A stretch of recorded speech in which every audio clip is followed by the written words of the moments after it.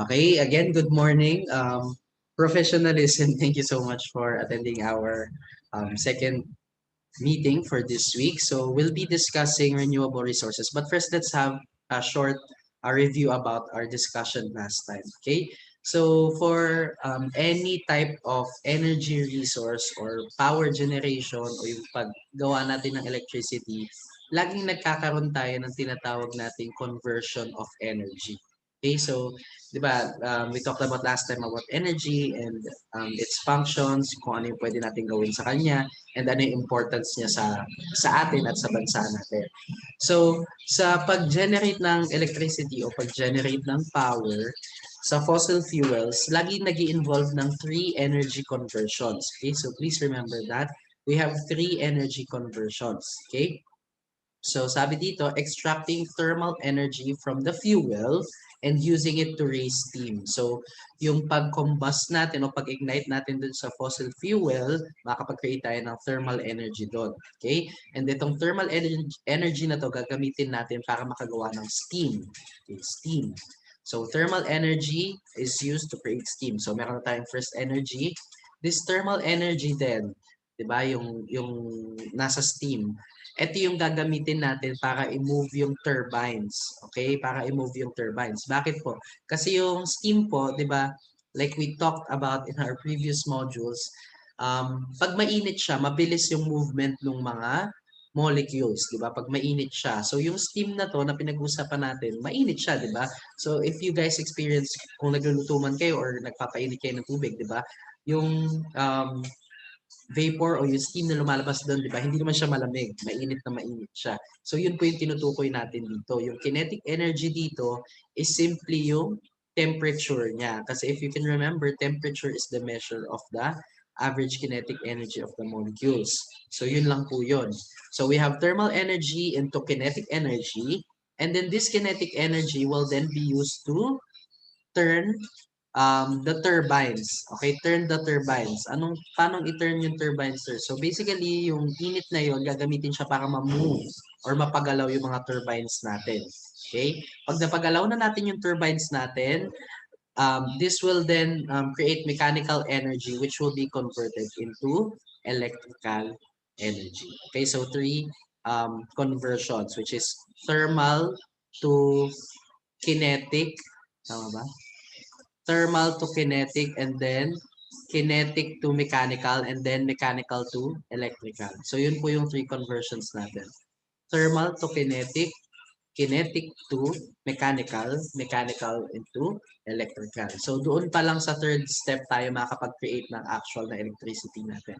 Okay, so it is also important to note na almost lahat ng natin ng almost lahat ng pag-produce natin ng electricity or pag-produce natin ng power, ganun yung general scheme niya. Okay? Paano general scheme, sir? Basically, parang most of them, ang ginagawa is may papainitin or gagawa ng steam, and then pag nagawa yung steam, yun yung magpapaturn ng turbines and magke-create ng mechanical energy to electrical energy. Ano yung mga tinutukoy natin dito? Yung mga fossil fuel power plants, yung geothermal, ganun din po yung sistema niya. Nuclear energy, ganun din po yung sistema niya. So yung iba, doon lang medyo na iba. For example, hydropower, yung ano pa, wind, okay? Doon yung medyo naiba tayo. Pero with the case of hydropower and wind energy, parehas pa rin silang may pinapaikot na turbine. Laging may turbine, no? Okay. Sige. So, basically, itong figure na to ay nagpapakita lang ng general na overview ng isang fossil fuel power plant. Okay? So, paano ba tayo nakapag-turn ng energy, paano ba tayo nakakreate ng energy from burning these fossil fuels? So, basically, pag sinunog sila, makagawa ka nga ng steam. Pag nakagawa ka ng steam, yun yung gagamitin mo para mag-turn ka ng turbines. Okay, tayo natin yung annotate. Okay? So, bakit hindi na naman ako nakapag-annotate? Anyway, okay, so basically, Yan, dito sa first part, i-burn mo siya. Pag na-burn siya, makagawa ka ng steam. Pag nakagawa ka ng steam, yun yung papadaanin mo to create the, to move the turbines. Pag na-move mo na yung turbines, magkakaroon ka mechanical energy and then in turn, create the electrical energy. Meron kasing physics na concept dito in which yung sa turbines, meron din siyang mga naka-attach na magnets. Tapos dun sa magnet, parang may naka-foil na um, metal wire or I'm not sure kung ano. Basta parang basically yung interaction between the moving magnets and yung metal will create like the electricity. Okay, I'm not really familiar with that aspect of this part. Okay, so anyway, you can investigate that. Okay, so let's move to renewable energy resources, which is geothermal and hydroelectric power, okay, or hydropower. So geothermal energy, as I've said, this is one type of renewable energy, and this is dependent upon what we call geothermal reservoirs. Okay, ano yung geothermal reservoirs? Geothermal reservoirs are pools of water heated by magma deep below the surface. So basically, hindi tayo gumagamit ng fossil fuel kasi yung heat na i-utilize natin o gagamitin natin is nasa ilalim ng lupa. Okay, like I said, 'di ba, yung Pilipinas medyo ano tayo dito, medyo rich tayo sa gantong type of energy resource because madaming active na ano sa atin na mga volcanoes or medyo active yung mga magmatic processes sa ilalim ng lupa natin, ano. So basically, i-utilize natin yung heat na yon, yung heat na nanggagaling sa lupa to create the steam, 'di ba? To create the steam or to harness that steam and then yun yung gagamitin natin to move the turbines and to create electricity. Okay, so yung reservoir kasi may mga nagsisirculate din doon na tubig. Kumbaga, nagkakaroon ng infiltration yung tubig, lalapit sila doon sa magma chamber or sa magma, iinit sila ng sobra and then aangat sila. So, i-utilize natin yung pag-angat na yun. Okay, so, yeah.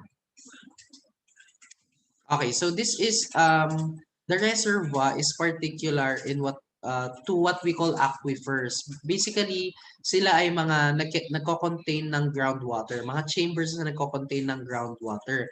Kaya po nabanggit ko kanina na nag-infiltrate or ano ba yung term na nagkakaroon ng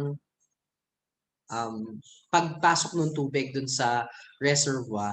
Importante yun kasi kailangan nare-refresh natin yung source. Kasi syempre, pag naging steam yan, mawawala yan, magiging vapor siya, di ba? So, mapupunta siya sa air. So, ano yung way para mag-circulate yung tubig doon sa reservoir natin? Kailangan siya ay naka-receive ng bagong um, source of water, which is in the form of precipitation like rain and such. Okay? So sabi dito, yung heat daw po na nagmumula sa lupa, yung sa magmatic processes sa magma, 'di ba? It can come from half of it comes from the residual heat and half of it from natural radioactivity. Okay? So yan, basically ganyan yung nangyayari, no? May heat source sa baba, if you can see, heat source sa baba. And then meron kang reservoir dito ng tubig o yung tinatawag nating aquifer. So groundwater siya, no? So itong aquifer na to, iinit yan. Pag uminit, magta-turn siya into steam. Pag nag-turn into steam yan, yan yung pwede nating i-harvest, kuhanin para mag-turn ng turbines. So this is sa geothermal power plant. Hindi na tayo gumamit ng fossil fuel para mag-heat or mag-create ng thermal energy to create steam from water. Pero hindi na natin ginawa yun. Sa geothermal energy, ni-utilize na natin yung natural na nangyayari sa ilalim ng lupa natin. So kung yan ay lahat magta-turn into steam, mawawala eventually aquifer natin. That's why it's important na siya ay nagkakaroon ng pag-replenish in the form of precipitation or ulan. Okay? So this one, the Camland, I think I've mentioned this in the past. Ito yung nag-prove that the Earth has natural radioactivity na nangyayari sa ilalim ng lupa. Okay, ano yung nangyari doon? So basically, Camland is a really big anti-neutrino detector. Okay, ano yung anti-neutrino detector? Neutrinos are basically what we call ano ba yung tawag doon? Elementary particles. Okay, napakaliit lang niya and sobrang wala siya masyadong mass kaya ang hirap niyang i-detect. So CAMLAND is designed to detect these neutrinos. Okay, so it analyzes neutrinos and therefore um, kahit na super sensitive yung neutrinos, may method kasi yung CAMLAND na na-amplify niya yung small signal na napoproduce nung neutrino na nag-interact doon sa loob ng CAMLAND. So kahit very small lang yung signal na yun, namumultiply siya para masabi na, okay, ito, namumultiply siya enough para makita na merong nag-interact doon sa CAMLAND. So pag nalaman, okay, na-prove natin na merong nangyayaring decay doon sa ilalim. Kasi neutrinos would be a product of nuclear reaction dun sa mga isotopes na nasa ilalim. Okay, so isa siyang byproduct nung nung radioactivity doon. So siya yung madedetect natin kasi very small lang siya, kaya niyang mag penetrate sa madaming layers of the earth. Okay? Okay, so yan basically sabi dito. Yan, sabi dito the radioactive decay of the isotopes contributed to 20 trillion watts of the amount of sorry, the amount of heat that the Earth radiates into space. So sabi, this is 6 times as much power as the United States consumes. So basically, malaking part talaga to ng heat ng Earth, yung radioactivity. But again, this is only half of it. Half of the heat is from radioactivity, half of also the heat of the earth is from its residual heat. Okay?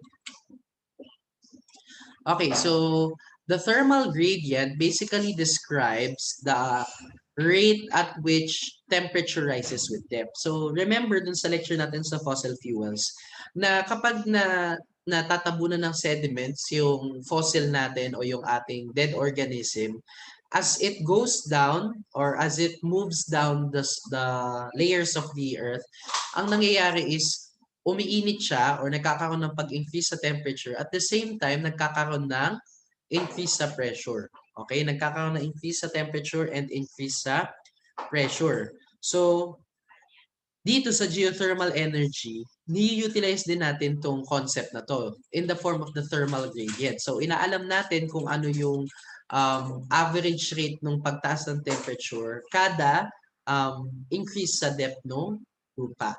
Okay? Okay. So, pwede siyang mag-vary. Bakit siya pwede mag-vary? Kasi for example, hindi yung place ay hindi ganun ka active. Wala masyadong magmatic processes na nangyayari doon. So, kailangan sa place na yon, most probably the thermal gradient would have kumbaga, mas matagal niya ma-reach yung certain temperature. Kailangan medyo mas malalim ka pa pumunta para medyo uminit siya. As compared dun sa ibang areas na may active na magmatic processes or volcanic processes, doon kahit medyo mag-move ka lang ng onti pailalim, medyo mataas na kagad yung increase sa temperature. Okay? Kasi syempre may mga malalapit na sources of heat sa kanya. That's why ganun siya. Okay? So we have three types of geothermal energy o yung pwede nating kumbaga pwede nating ma-harvest from geothermal reservoirs. Okay, we have low temperature geothermal energy. So basically, the low temperature geothermal energy, 20 degrees to 90 degrees Celsius. So, dinidifferentiate lang natin sila sa range of temperature. So, ano yung applications niya? Its possible applications are for geothermal heating. Okay?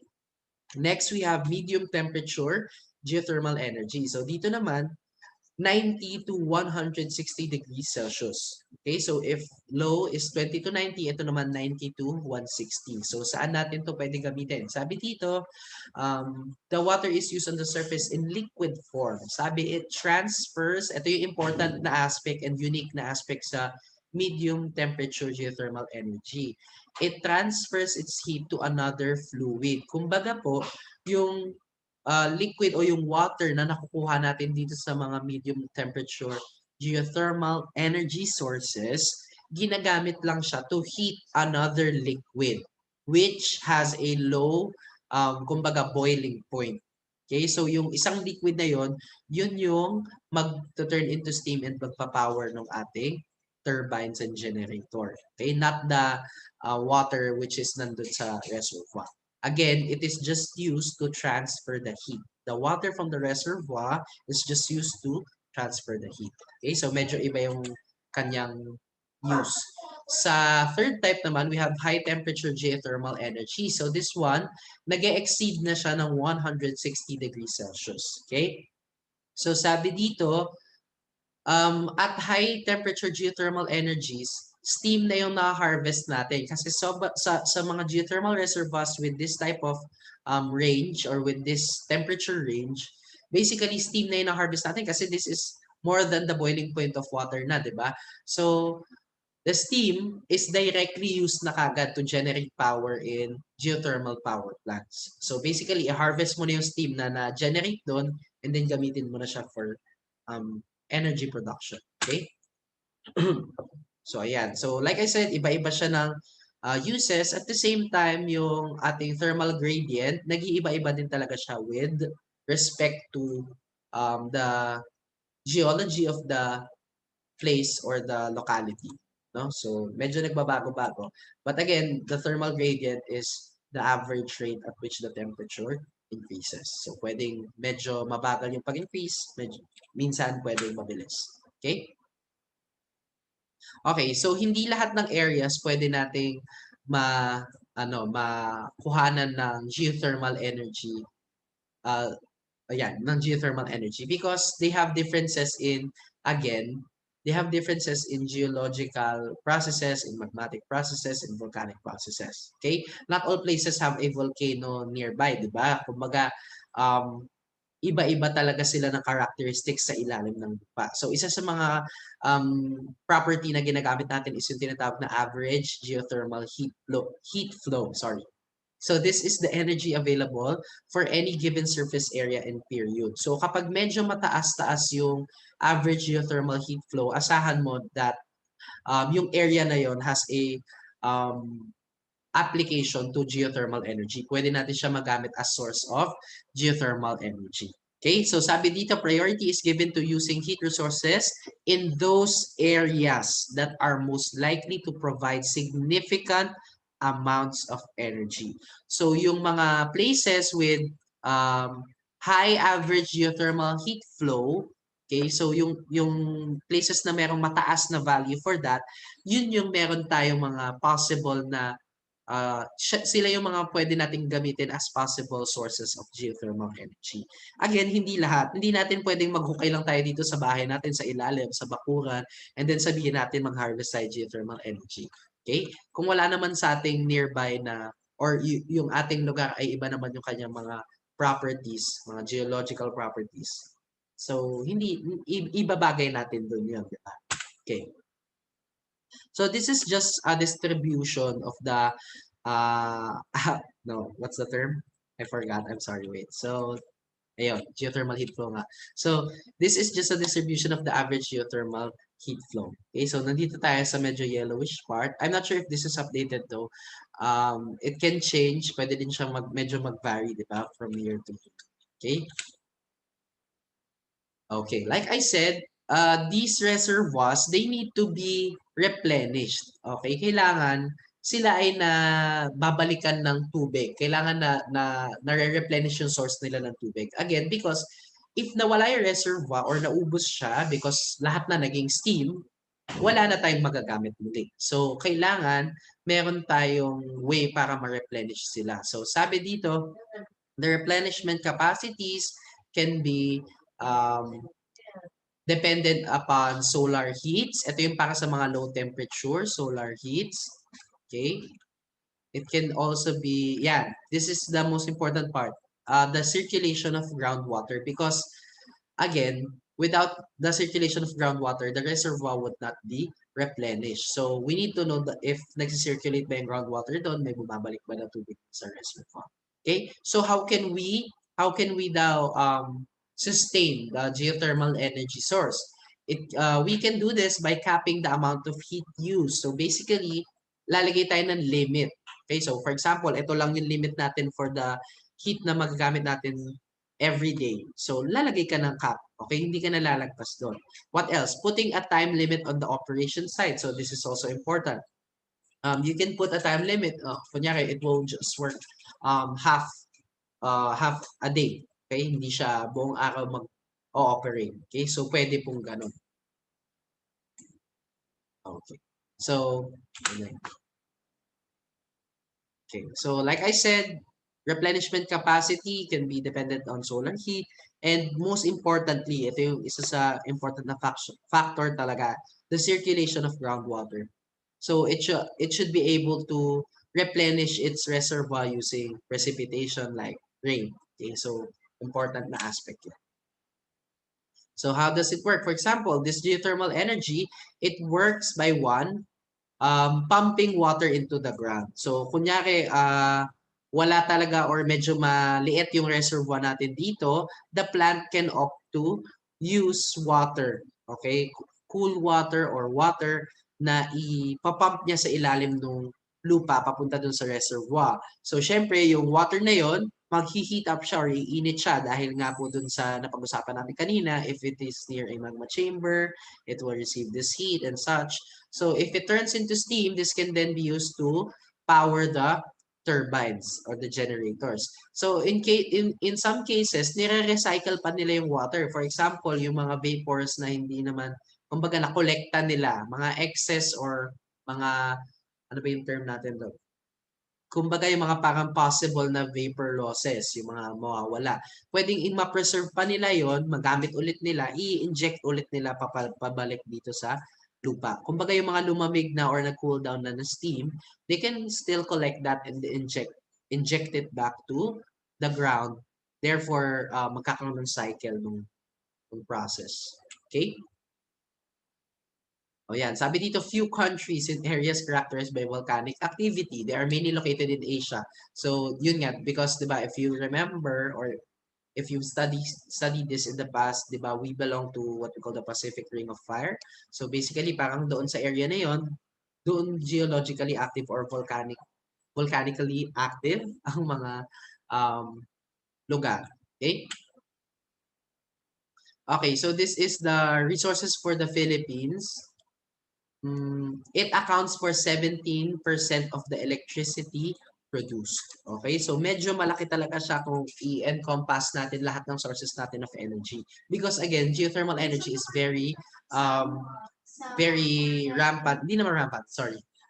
Kumbaga, geothermal energy is very localized to our country. Magagamit at magagamit talaga natin siya. Okay? So ayan.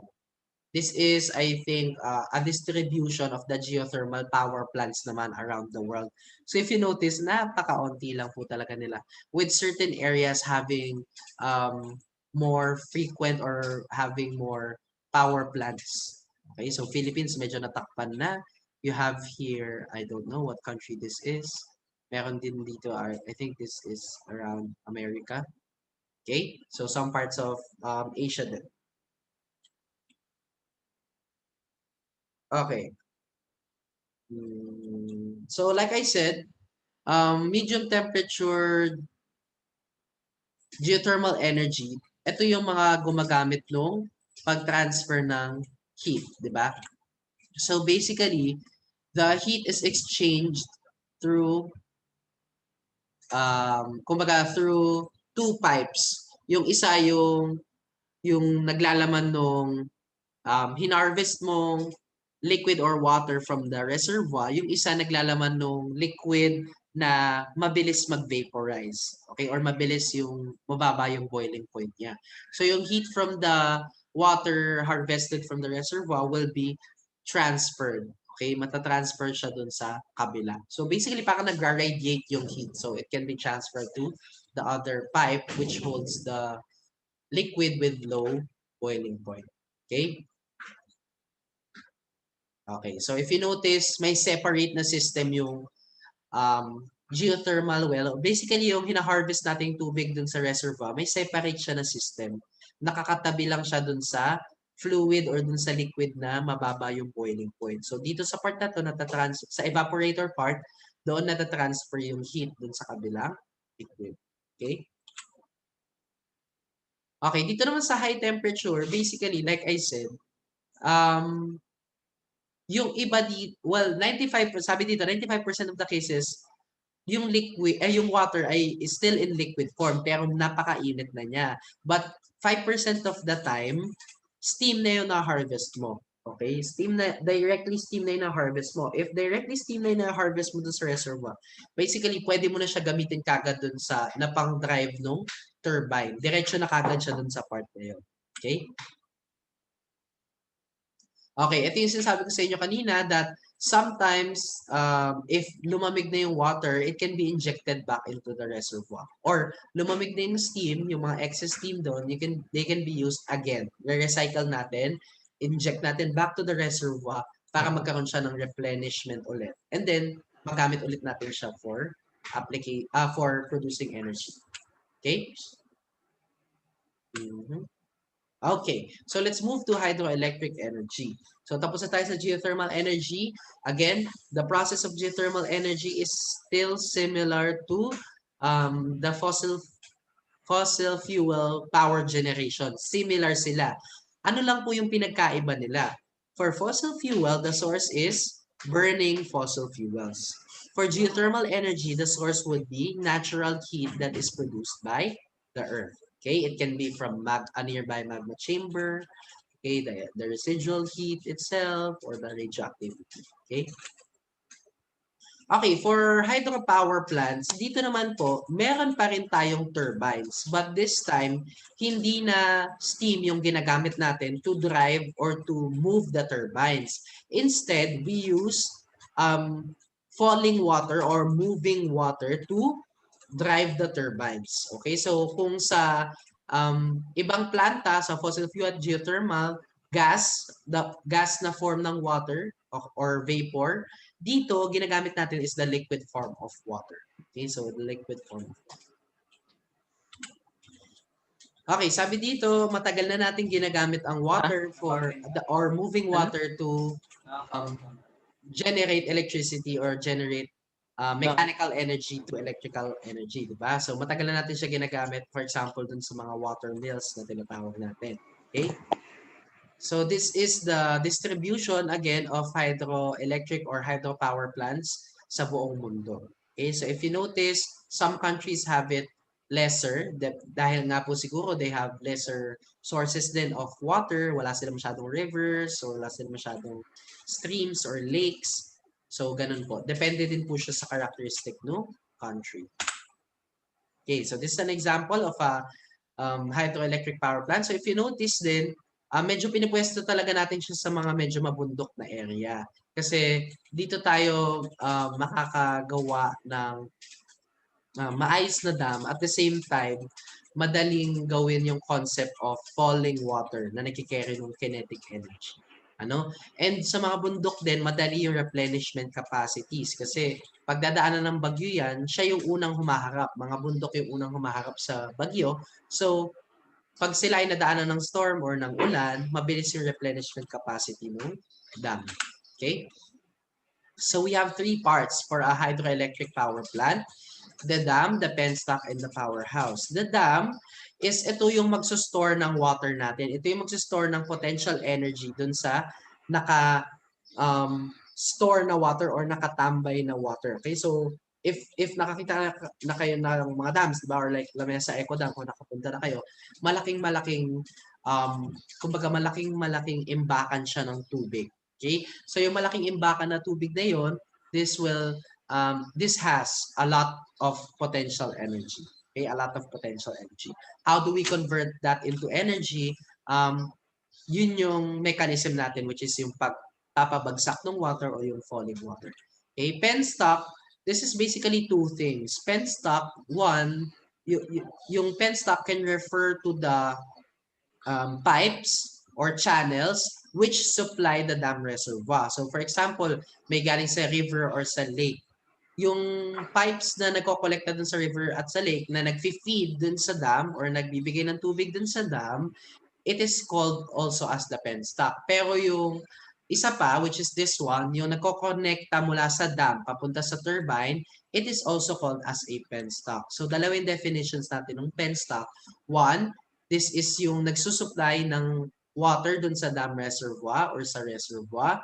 And two, the penstock also refers to the one the one connecting the dam to the turbines. Okay, so penstock din yun.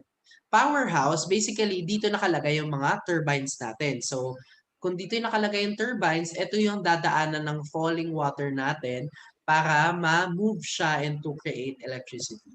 Okay? So, from the dam, like I said, malaking-malaki yung ating reservoir, di ba? Malaking imbakan ng tubig. So, it has a lot of potential energy. So, this potential energy will be converted to kinetic energy once na yung gates ay binuksan na. So, since pababa yung movement niya, this will generate a lot of kinetic energy. As it passes to the turbine, mako-convert ulit yung energy na yun to mechanical energy. Once this is converted to mechanical energy, the mechanical energy will then be transformed again into electrical energy. Tapos yun na yung pwede nating magamit as electricity.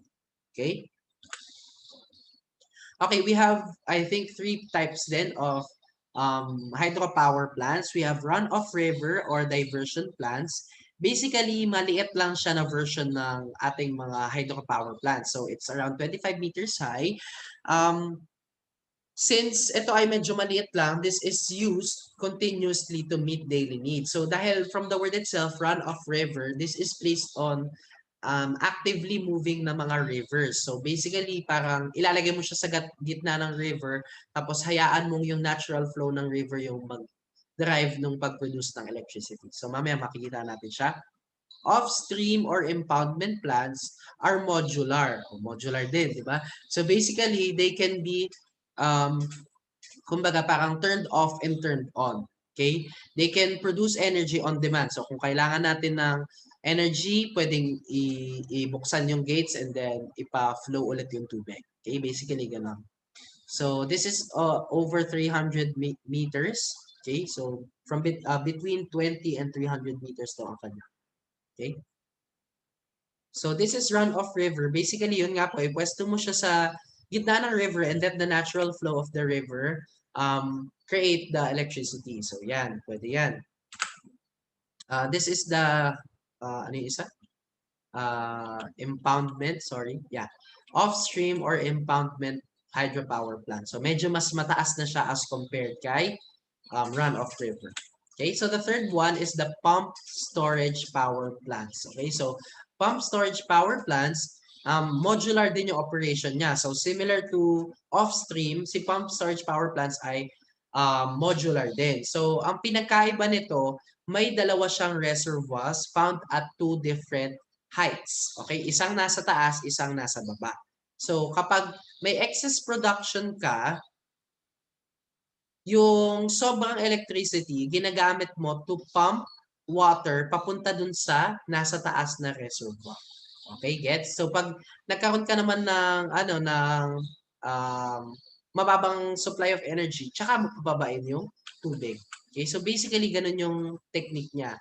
Kumbaga, if meron kang excess energy, what you want to do is pump water from the lower reservoir papunta sa upper reservoir. Okay, so if we can show another pipe here, another pipe would be connecting lower to upper. So yun ay kung may cases of high surplus of energy. If you have low energy, what you need to do, of course, is to go with the usual operation, which is to let the water flow pababa and then into the turbines in the powerhouse. And then yung excess water, syempre yung bababang tubig na dumaan sa turbines, mapupunta yun sa lower reservoir. Okay? So, ganun na yung sistema niya. So, pag nagkaroon ng surplus, ipapump ulit yung tubig pataas. If nagkaroon ng decrease sa supply of electricity, tsaka may open yung gates and then let the water fall papunta dun sa powerhouse. Okay? Okay, sabi dito, like with geothermal power plants, ganun din po yung hydropower plants or hydroelectric power plants. We need to consider the topographical, geological, and hydrographical conditions of the place. Bakit, sir? So, syempre nga, like I said, it should have the characteristics na fit dun sa locality. Yung hindi yung pinipilit natin. For example, wala namang source of water like rivers or streams or lakes. So paano ka magtatayo ng hydropower plant if wala kang source ng water para mag-supply dun sa dam mo? So basically, yun na yung logic dun, di ba? You have to have a sort of body of water that can supply water to the dam. Okay, so ano pa? Replenishment capacity. Kung hindi naman maulan sa lugar nyo, di mauubos lang din yung tubig doon. So, kumbaga ganun yung mga dapat nating isipin. Ano pa? So, medyo may onting disadvantages din yung hydropower plants, ano? Napakamahal niya ipatayo. That's why it is also difficult to attract investors. So, napakamahal kasi malaki yung facility, pero I think yung susunod na slide, o yan, isa yan sa mga pwede nating gawing sources for a dam. Pero like I said, yon, 'di ba? So mahal nga siya, mahirap mag-attract ng investors. Pero dito kasi sa hydropower plant, kahit na mahal siya, long term na siya. So matagal na natin siyang magagamit. And efficient din siya. Ano pa? Bukod sa efficient din siya, renewable yung energy na nagagamit natin. So wala tayong greenhouse gas emissions, storable siya. Yun yung mga advantages ng hydropower plant. Okay? So dito din, efficient. Sinasabi that 90% of the energy from the falling water can be converted to electricity. So napaka-efficient niya. Wala masyadong losses of electricity na nangyayari. Okay? And like I said, wala nga ulit siyang emissions. Yan. So although mahal yung startup, yung pag-build ng hydropower plant, yung operating and maintenance cost naman ay mababa at pang-matagalan siya. So long-term investment talaga yung hydropower plant. Hindi siya pang short-term investment lang because mahal nga siya pero mababawi mo naman siya in the long run kasi walang greenhouse gas emissions, mababa yung operating and maintenance cost, mahaba yung buhay ng plant and such. Okay? But actually, madami pang disadvantages yan but I think we'll be discussing that next time. So, pwedeng dahil sa hydropower plant, malaki yung space na ino-offer na kailangan dyan. Kailangan nating magkalbo ng mga forest. So, isa yun sa mga consequence or isa yun sa mga possible na disadvantage na. Okay? So, thank you so much guys for listening to my lecture on geothermal and hydropower sources. Okay?